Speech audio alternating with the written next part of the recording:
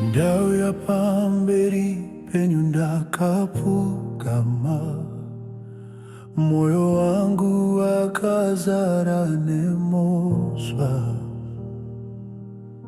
Handina chandingavanza kwamuri, nekuti munoziva zvese zvandiri. Ndakadadza nzira dzamakandiratidza, ndakateerera inzwi renyama yangu. Asi nhasi ndadzoka nemisodzi, ndichitsvaga nyasha dzenyu.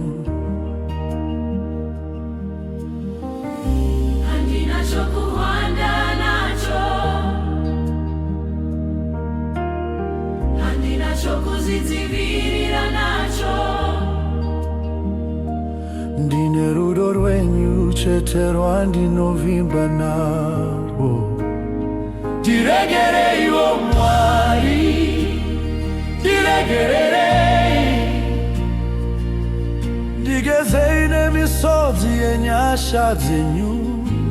ndichenjesei moyo wangu wakaputsika, Mundipe upenyu utsvaishe. Ndiregereiwo Mwari, ndiregererei,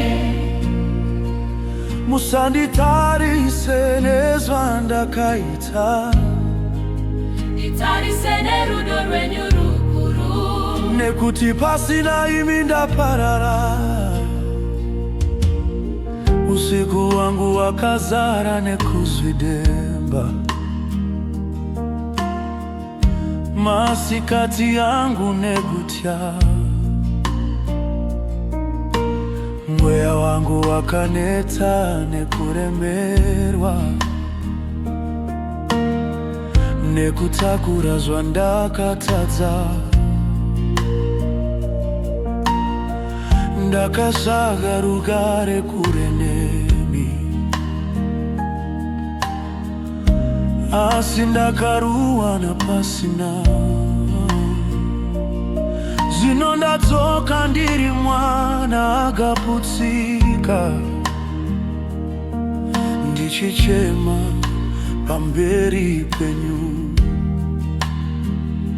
kana mukandisiya ndinorasika, kana mukandiramba ndinofa.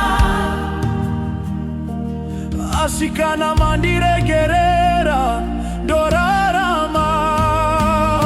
Ndiregereiwo Mwari, ndiregererei, ndigezei nemisodzi yenyasha dzenyu. ndichenjesei moyo wangu wakaputsika, Mundipe upenyu utsvaishe. Ndiregereiwo Mwari, ndiregererei, musanditarise nezvandakaita.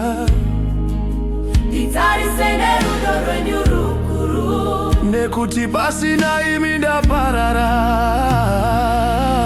Moyo wangu ndauisa mumaoko enyu,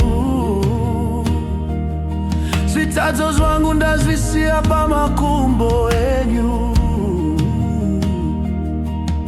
Handisisina pekuwanda, ndimi chete tariro yangu. Ndiregereiwo Mwari, ndiregererei, tipfekedze nyasha dzenyu. Tichafamba munzira dzenyu, kana mandisimudza nyasi.